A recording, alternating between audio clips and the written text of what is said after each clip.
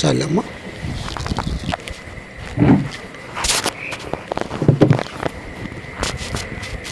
రేపటి వరకు మరి ప్రార్థన ద్వారా, పాటల ద్వారా, ప్రభు అయినటువంటి యేసుక్రీస్తు ద్వారా, తండ్రి అయినటువంటి దేవుణ్ణి మనమందరం కూడా కీర్తన ద్వారా ఆయన ఆరాధించుకుని ఉన్నాము.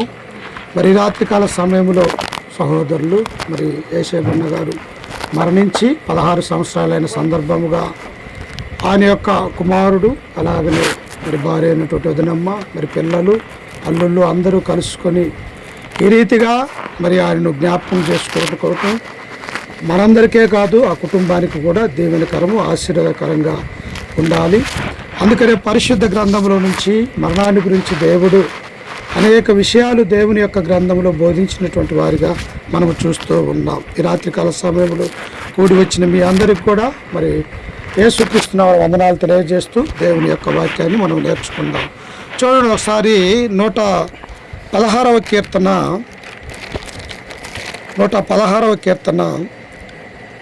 15వ వచనాన్ని మనం చదువుకుంటే దావీదు మహారాజు అక్కడ తెలియజేస్తూ ఉన్నాడు, యెహోవా భక్తుల మరణము ఆయన దృష్టికి విలువగలిగేది. నిజంగా మరణాన్ని చూస్తే మనం ఏమనుకుంటాము, భయపడతాము. ఎందుకంటే ఒకసారే జన్మం అనేది ఉంటున్నది, ఒక్కసారే మరణం అనేది ఉంటూ ఉన్నది. మరలా మనము ఈ లోకంలో జన్మింపలేము అన్నటువంటి సత్యం కూడా దేవుని యొక్క వాక్యం ద్వారా మనకు అర్థమవుతూ ఉన్నది. అయితే దేవుని యొక్క దృష్టికి ఎవరి మరణము విలువైనది అంటే, ఎవరైతే ఈ యొక్క లోకములో ప్రభు అయినటువంటి యేసుక్రీస్తునందు విశ్వాసము కలిగి, నమ్మకము కలిగి, ఆయన దేవుని యొక్క కుమారుడని తమ యొక్క హృదయాలలో ఒప్పుకొని పాప క్షమాపణ నిమిత్తము ప్రతి వారు కూడా బాప్తిస్మము పొంది రక్షింపబడ్డటువంటి వారి యొక్క మరణము ఆయన యొక్క దృష్టికి విలువ కలిగినదని అంటూ ఉన్నాం. ఎలా వచ్చినది మరణము ఈ లోకములోనికి? ఆదాము అవ్వ దేవుని యొక్క ఆజ్ఞను అతిక్రమించుట ద్వారా ఈ లోకంలోనికి మరణం అనేది సంభవించినట్టుగా మనము చూస్తూ ఉన్నాం. వాస్తవంగా అంతకుముందైతే మరణం అనేది లేనట్టుగా మనము గ్రంథంలో నుంచి నేర్చుకోగలము. కానీ ఎప్పుడైతే దేవుని యొక్క ఆజ్ఞను అతిక్రమించినారో ఈ లోకంలోనికి పాపము ద్వారా మరణం అనేది ఈ లోకానికి వచ్చినది. నిజంగా ఆనాడు ఉన్నటువంటి ఆదాము కానీ అవ్వ కానీ అదే దేవుని యొక్క మాటలు విని ఆయన యొక్క ఆజ్ఞలు గైకొని దేవునికి విధేయత కలిగి ఉన్నట్టయితే ఎలాగుండేదో మనము కూడా దేవుని యొక్క పరిశుద్ధులుగా, దేవుని యొక్క కుమారులుగా, కుమార్తెలుగా ఉండేవారం. అయినప్పటికీ కూడా లోకంలో మరణిస్తున్నటువంటి నా యొక్క కుమారులు, కుమార్తెలు ఉన్నారు కదా, వారికి నిత్యరాజ్యము, పరలోక రాజ్యం అనేది వారికి ఇవ్వాలి అని చెప్పేసి దేవుడు సంకల్పించినట్టుగా మనము చూస్తూ ఉన్నాం. చూసారా, మానవుడు తప్పు చేసినప్పటికీ కూడా దేవుడు ఎంతో కృపగలిగినటువంటి దేవుడు. తిరిగి నా యొద్దకు రావాలా, ఆయన నిమ్మలమైనటువంటి ప్రదేశంలో నా యొక్క కుమారులు, కుమార్తెలు నివసించాలని దేవుడు పరదేశి అనే పరలోక రాజ్యాన్ని దేవుడు ఏర్పాటు చేసినట్టుగా మనము చూస్తూ ఉన్నాం. అందుకనే మరణాన్ని గురించి అనేక విషయాలు కూడా తెలియజేస్తూ ఉన్నాయి. మనకంటే ముందున్నటువంటి వారు, మనకంటే పెద్దలు, మనకు ముందున్నటువంటి పితరులు అనేక మంది మరణించారు. అంటే మనుష్యుడికి మరణం అనేది తప్పనిసరి అనేది దేవుని యొక్క గ్రంథం మనకు సెలవిస్తూ ఉన్నది. మనమే అక్కడికి వెళ్ళవలసినటువంటి వారమై ఉన్నాము, కానీ వారిని మనం ఈ యొక్క భూమి మీదకి తీసుకుని రాలేము. ఎందుకంటే దేవుని యొక్క ఆజ్ఞ అది.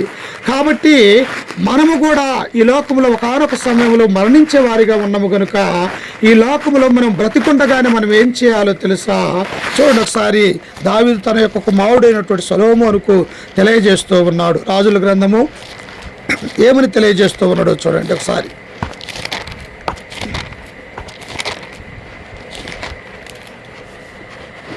రాజుల మొదటి గ్రంథము 2వ అధ్యాయము మొదటి నుంచి చదువుకుందాం. చూడండి ఒకసారి. దావీదుకు మరణకాలము సమీపింపగా అతడు తన కుమారుడైన సొలొమోనుకు ఇలాగూ ఆజ్ఞ ఇచ్చెను, లోకులందరూ పోవలసిన మార్గమును నేను పోవుచున్నాను, కాబట్టి నీవు ధైర్యము తెచ్చుకొని నిబ్బరము కలిగి. దావీదు ఎలాంటి వాడమ్మా? 40 సంవత్సరాలు ఇశ్రాయేలు ప్రజలకు రాజుగా పరిపాలించినటువంటి వాడు. దావీదు మహారాజు సామాన్యమైనటువంటి వ్యక్తి కాదు. కానీ అట్టి వారికి కూడా ఏమొచ్చినదంట? మరణకాలం అనేది ఒకానొక సమయం ప్రతి ఒక్కరూ కూడా దానిని ఎదుర్కొనే వారిగా ఉంటూ ఉన్నారు. దావీదుకు అర్థమైపోయినది, నేను వృద్ధాప్యంలోనికి వచ్చేసి ఉన్నాను, నేనే మరణానికి దగ్గరగా ఉన్నాను అని చెప్పేసి తన యొక్క కుమారుల్ని, తన యొక్క భార్యను, అందరినీ కూడా తన యొక్క దగ్గరికి పిలిపించుకొని ఆయన ఏమంటున్నాడో తెలుసా? ఒక కుటుంబ యజమాని చనిపోతే ఆ కుటుంబం ఏమైపోతుందో తెలుసా? అల్లకొల్లారం అయిపోతుంది ప్రియులారా. నిజంగా ఆ కుటుంబ యజమాని ఉన్నప్పుడు ఏమీ తెలియదు, కానీ ఆ కుటుంబంలో ఉన్నటువంటి పెద్దను కోల్పోయినప్పుడు తమ యొక్క భార్య పిల్లలు ఏం చేయలేనటువంటి వారి నిరుత్సాహంగా ఈనాడు ఉండేవారిగా చూస్తూ ఉన్నారు. అందుకనే ఈ యొక్క దావీదు అంటూ ఉన్నాడు, తన యొక్క కుమారుణ్ణి పిలిపించుకొని, అయ్యా, లోకులందరూ పోవలసినటువంటి మార్గమును నేను పోవచ్చున్నాను, నేనేం క్రొత్తగా వెళ్ళటం లేదు. నాకంటే ముందున్నటువంటి అబ్రహాము వెళ్ళిపోయాడు, ఇస్సాకు వెళ్ళిపోయాడు, యాకోబు వెళ్ళిపోయాడు, ఆ తరము వారందరూ కూడా దేవుని దగ్గరికి వెళ్ళిపోయారు. దేవుడు నాకు కూడా ఒక మరణం అనేది ఉన్నది అని తన కుమారుడికి తెలియజేస్తూ ఉన్నాడు. అయితే ఏం చేయమంటున్నాడు ఆ కుమారుణ్ణి? చూడండి, అక్కడే ఉంటుంది 3వ వచనములో, కాబట్టి నీవు ధైర్యము తెచ్చుకొని నిబ్బరము కలిగి నీ దేవుడైన యెహోవా అప్పగించిన దాన్ని కాపాడి ఆయన మార్గమును అనుసరించిన ఎడలా. ఏం చేయాలంటమ్మా? ఆయన చూడు, ఒక తల్లి ఒక తండ్రి తన యొక్క కుమారుడికి, తమ యొక్క కోడళ్ళకి, తమ యొక్క భార్యకి ఎట్టి బోధ చేస్తూ ఉన్నాడో తెలుసా? నేను వెళ్ళిపోతూ ఉన్నాను, అయితే భూమి మీద ఉన్నటువంటి మీరు ఎలాగూ ఉండాలి అంటే దేవుని యొక్క మార్గాలను మీరు తెలుసుకోవాలా. ఎందుకు తెలుసుకోవాలి దేవుని యొక్క మార్గాలు? దేవుని యొక్క గ్రంథాన్ని మనము తెలుసుకోలేకపోతే ఈ లోకంలో పాపులుగా మిగిలిపోతాం, అబద్ధాలుగా ఉండిపోతాం, ఈ లోకంలో మోసముగా ఉండిపోతాము. దేవుని యొక్క కుమారులుగా బ్రతకకపోతే మనము సాతాను యొక్క ఆలోచనల ప్రకారం జీవించినట్టయితే మన యొక్క జీవితాలు మధ్యలోనే కోల్పోయే వారిగా మనం ఉంటూ ఉన్నాం. అందుకే దావీదు తన యొక్క కుమారుడికి తెలియజేస్తూ ఉన్నాడు, అయ్యా, నేను వెళ్ళిపోతూ ఉన్నాను, అయితే నీవు జాగ్రత్త కలిగి ఉండి ఈ లోకములో ఎలాగుండమంటున్నట? యెహోవా మార్గములు నీవు అనుసరించాలా. దేవుని మార్గాలు ఎలాంటివేమా? మంచి మార్గాలు అవి. ప్రభు అయినటువంటి యేసుక్రీస్తు వారు అంటారు, నేనే మార్గమును, నేనే సత్యమును, నేనే జీవమునై ఉన్నాను తప్ప నా ద్వారా తండ్రి వద్దకు ఏ మానవుడు కూడా చేరడు అంటున్నాడు. అంటే ఈ మార్గము సరైనటువంటి మార్గము. సరైనటువంటి మార్గంలో ప్రతి కుటుంబము, ప్రతి మనుష్యుడు కూడా నడవాలని దేవుడు కోరుకుంటూ ఉన్నాడు. అలాగా మార్గంలో మనం ఉండక లోక సంబంధమైనటువంటి పాపం అనే మార్గంలో మనం నడిచినట్టయితే మన కుటుంబాలు విచ్ఛిన్నమైపోతాయి ప్రియులారా. నిజంగా ఈనాడు మనం చూస్తూ ఉన్నాం, తల్లిదండ్రుల యొక్క మాటలు వెనక ఎంతమంది కుమారులు కుమార్తెలు పాడైపోయినటువంటి వారిని ఈ లోకంలోనే మన కళ్ళ ఎదుటనే మనం చూస్తూ ఉన్నాం. అదే తల్లిదండ్రుల యొక్క మాట విని పెద్దలకు లోబడి దేవుడంటే భయము, భక్తి, విశ్వాసం కలిగినటువంటి వారి యొక్క కుమారులు కుమార్తెల జీవితాలు ఎలా ఉంటాయి? దేవునిలో దినదినము కూడా అభివృద్ధి చెందేవారిగా ఉంటారని ఈ గ్రంథం మనకు సెలవిస్తూ ఉన్నది. అందుకని ఇక్కడ సొలొమోనుతో దావీదు మహారాజు తెలియజేస్తున్నటువంటి మాటలు ఏమంటూ ఉన్నాడంట? ఆయన మార్గములను అనుసరించిన ఎడలా నీవు ఏ పని పూనుకొనినను ఎక్కడ తిరిగినను అన్నిటిలో వివేకముగా నడుచుకొందువు. మోసే ధర్మశాస్త్రములో రాయబడి ఉన్న దేవుని కట్టడలను, ఆయన నియమించిన ధర్మమంతటిని, ఆయన న్యాయ విధులను, శాసనములను గైకొనుము. ఎవరి మాటలు వినాలమ్మా? తల్లిదండ్రుల యొక్క మాటలు వినాలా. అలాగని ఈ గ్రంథంలో ఉన్న దేవుని యొక్క మాటలు కూడా ప్రతి మనుష్యుడు కూడా విని గైకొనాలా. దేవుడు నా కొరకే వ్రాయించినటువంటి ఈ గ్రంథంలోని మాటలు నేను సరిగా ఈ లోకంలో జీవించాలంటే నేను దేవుని యొక్క మందిరానికి వెళ్ళాలా, దేవుని యొక్క వాక్యాన్ని వినాలా, విన్నటువంటి వాక్యాన్ని నా హృదయంలో భద్రపరచుకోవాలా.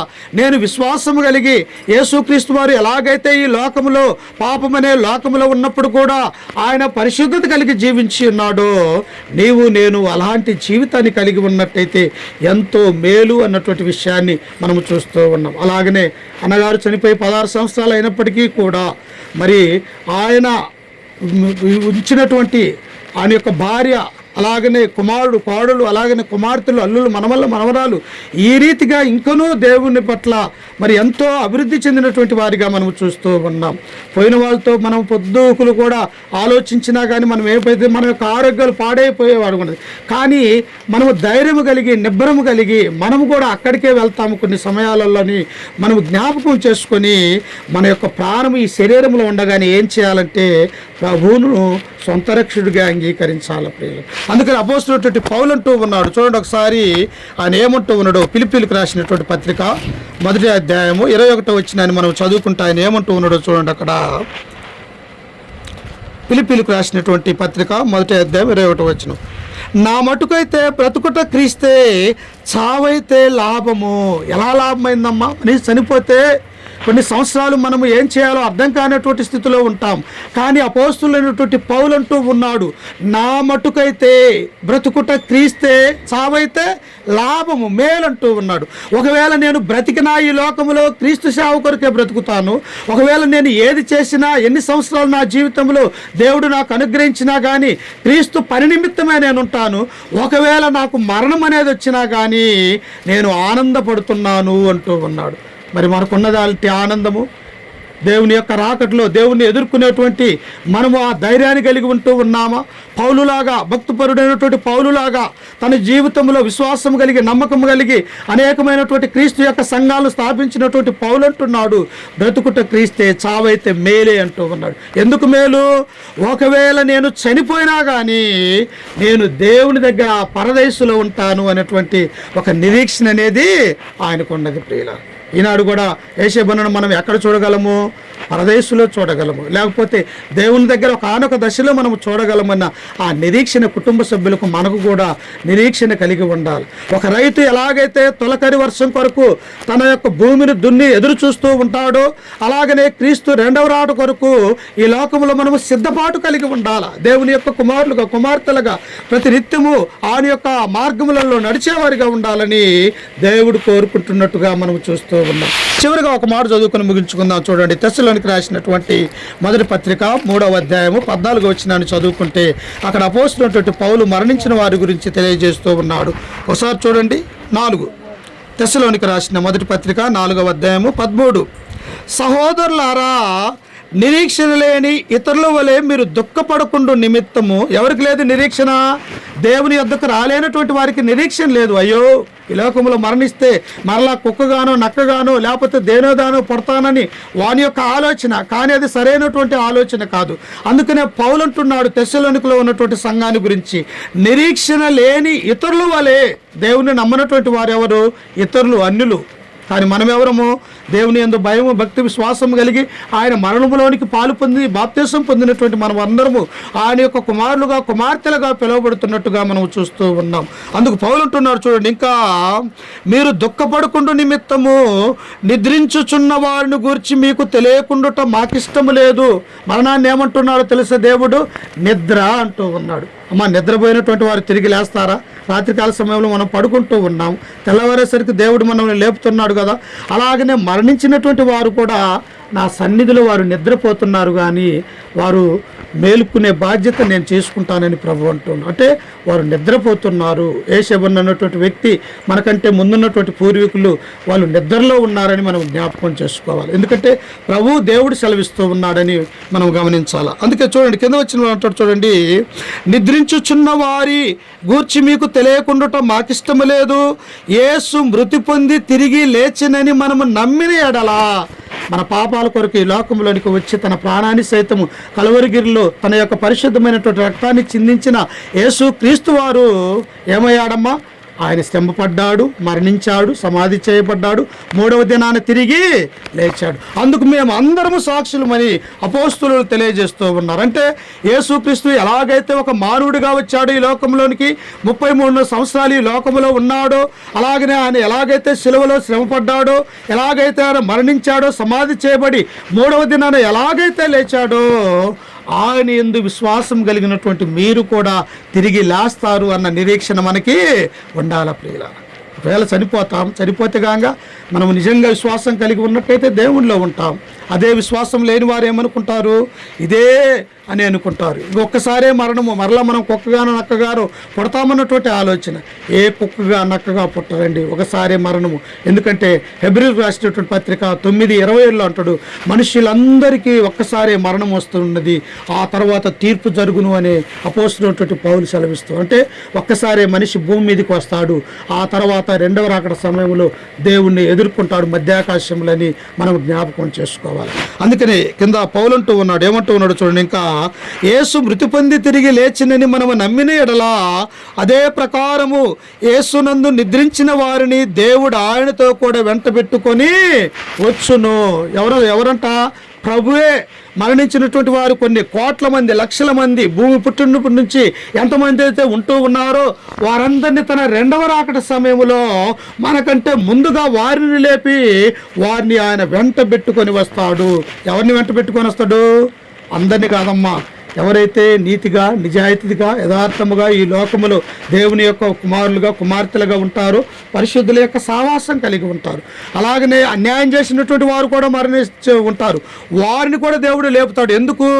వారికి తీర్పు తీర్చి అగ్నిగుండంలో వేయటానికి వారిని కూడా దేవుడు వెంట పెట్టుకొని వస్తాడు అన్నటువంటి సత్యాన్ని మనం జ్ఞాపకం చేసుకోవాలి. అందుకే ప్రియులారా, ఈ లోకంలో బ్రతుకున్నటువంటి మనకు రెండే మార్గాలు ఉన్నాయి.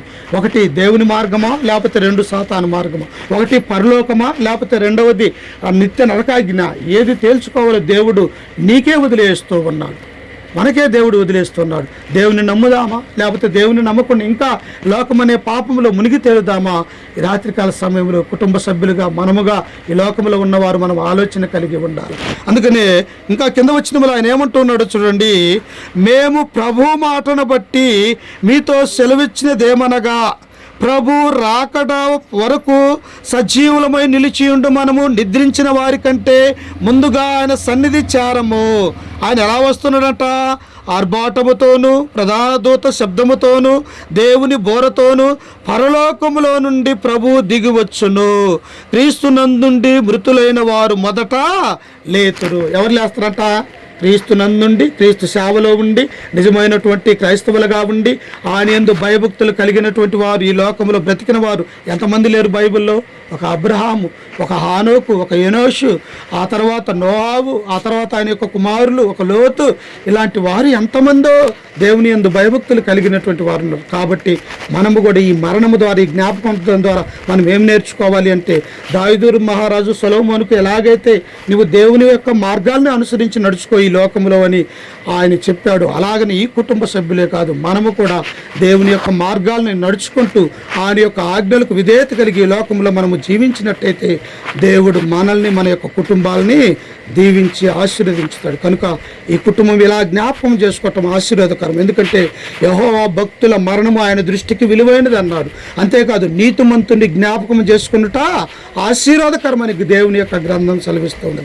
కాబట్టి రాత్రికాల సమయంలో ఈ రీతిగా ఈ కుటుంబము మరి స్వార్థకుని పిలిపించుకొని, అలాగనే సంఘాన్ని పిలిపించుకొని, బంధువుల్ని, రక్త సంబంధికులు అందరూ ఈ యొక్క గృహంలో చేరి దేవుని యొక్క మాటలు వినటం అంటే నిజంగా మనందరికీ కాదు, ఈ కుటుంబం కూడా దీవించి దేవుడు ఆశీర్వదించాలని చెప్తూ ఈ వాక్యాన్ని మీకు తెలియజేస్తూ, నేను కూడా ఈ వాక్యాన్ని హెచ్చరిక చేసుకుంటూ ఓపికతో మీ అందరికీ, మరి అన్నగారికి, కుటుంబానికి